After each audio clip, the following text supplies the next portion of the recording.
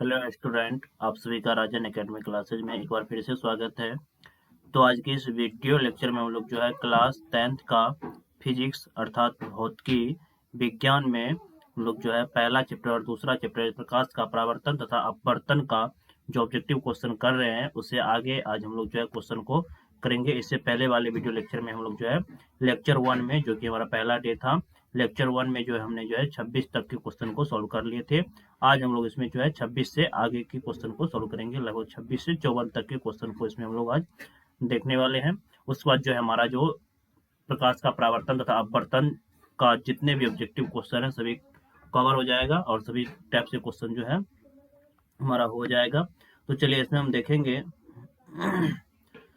27 number का question जो है क्या है। और यदि आप लोग मेरे चैनल पे नए आए हैं तो प्लीज चैनल को सब्सक्राइब कर ले। इस चैनल पे जो है आपको 10th क्लास की पूरी तैयारी करवाई जाएगी। तो यहाँ पर देखिए पहला नंबर क्वेश्चन है कि काल्पनिक प्रतिबिंब होता है। काल्पनिक प्रतिबिंब जो है ये कैसा होता है? तो काल्पनिक प्रतिबिंब कैसा होता है? तो काल्पनिक प्रतिबिंब जो होता है बिल्कुल ही सीधा होता है। ऑप्शन ए इसका राइट आंसर हो जाएगा, बिल्कुल सीधा। ऑप्शन ए इसका राइट आंसर होगा। चलिए उसके बाद अगला क्वेश्चन देखेंगे। अगला दूसरा नंबर क्वेश्चन देखिए।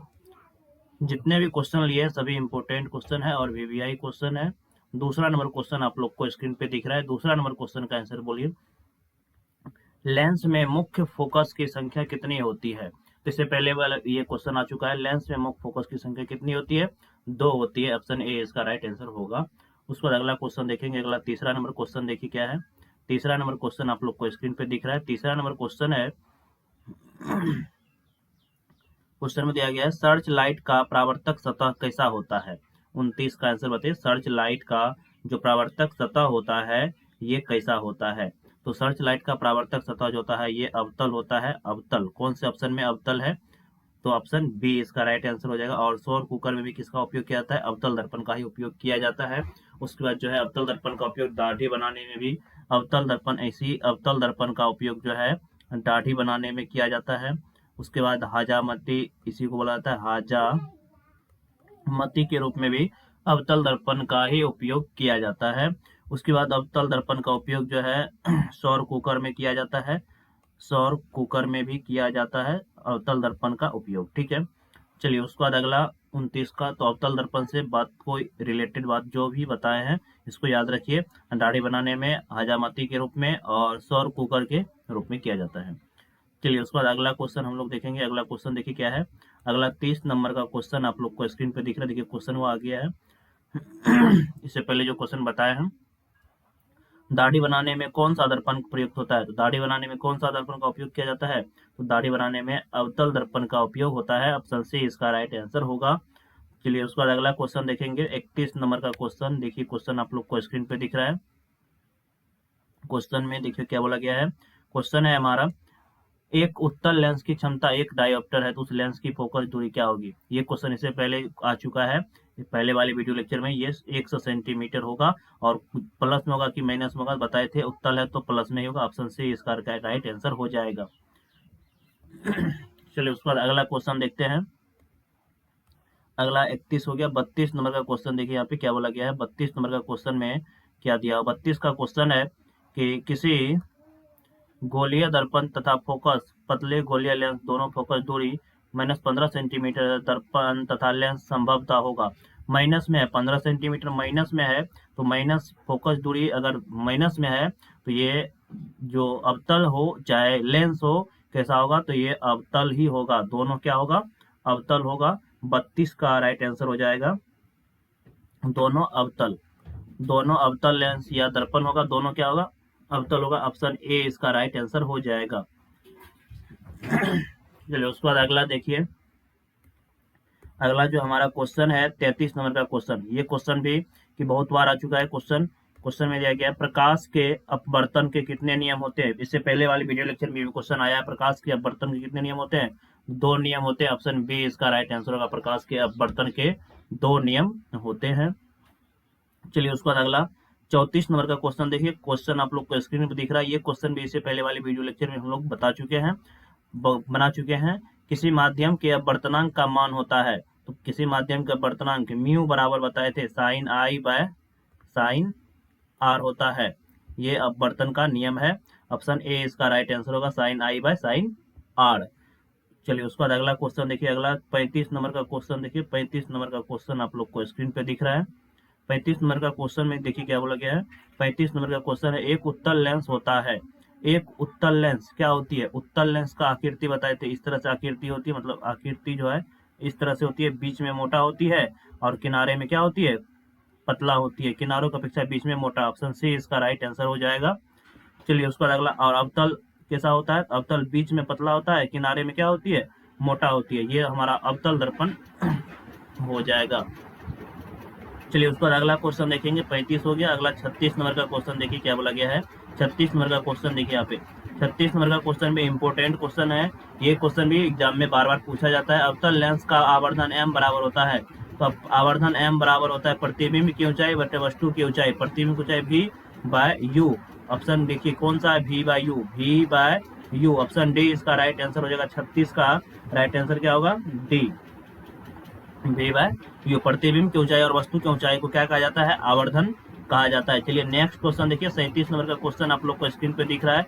37 नंबर का क्वेश्चन है, गोलीय दर्पण में फोकसांतर एवं वक्रता त्रिज्या के बीच संबंध, मतलब एफ और आर में संबंध, एफ बराबर क्या होता है? आर बाय 2 होता है। देखिए ऐसा कोई ऑप्शन है, अगर ऐसा ऑप्शन है या आर बराबर 2f है, ऐसा कोई ऑप्शन मिलेगा आपको, यहाँ पे लगाना है। तो आर बराबर 2f, ऑप्शन ए दिख रहा है। पहला नंबर ऑप्शन इसका क्या होगा? राइट आंसर होगा। चलिए उसके बाद अगला क्वेश्चन देखेंगे। 37 नंबर का क्वेश्चन। 37 नंबर का क्वेश्चन देखिए क्या है। 37 नंबर के क्वेश्चन में ये क्वेश्चन भी बताइए।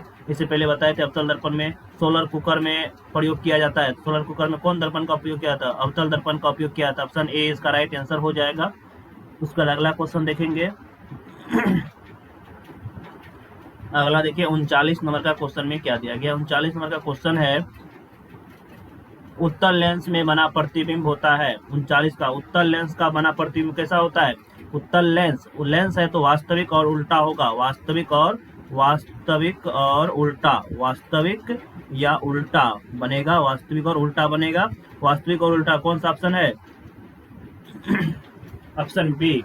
और वही अगर अवतल लेंस होगा तो अवतल में अगर ये लेंस रहेगा तो ये अवतल लेंस हमेशा क्या करेगा? ये हमेशा सीधा प्रतिबिंब, सीधा या इसी को बोलते हैं काल्पनिक प्रतिबिंब देगा। ठीक है, सीधा या काल्पनिक प्रतिबिंब देगा। कौन? तो अवतल लेंस।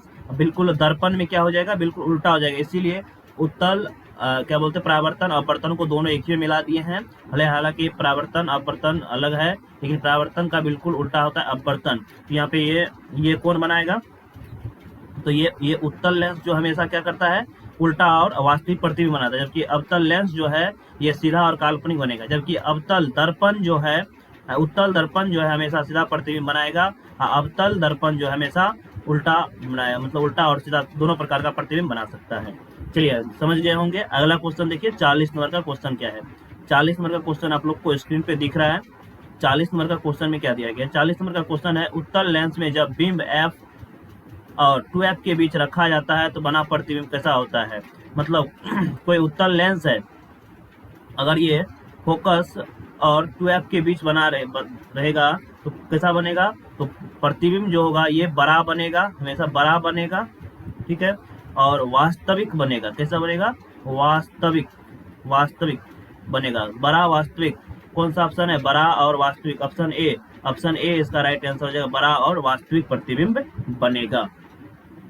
चलिए उसको अगला 40 नंबर हो गया। 41 नंबर का क्वेश्चन देखिए। क्वेश्चन आप लोग को स्क्रीन पे दिख रहा है।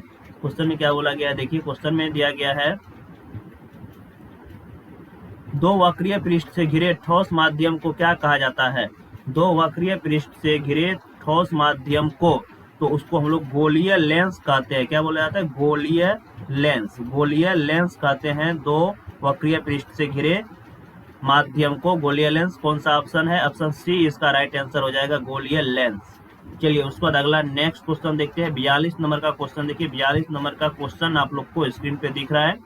42 नंबर का क्वेश्चन में देखिए क्या बोला गया है।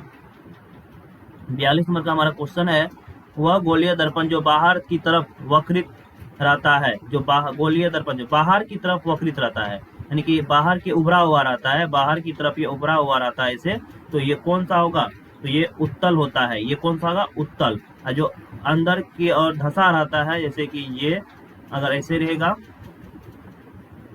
तो ये कौन सा होगा, ये अवतल होगा। ठीक है, इसका राइट आंसर हो जाएगा उत्तल, ऑप्शन सी इसका राइट आंसर होगा।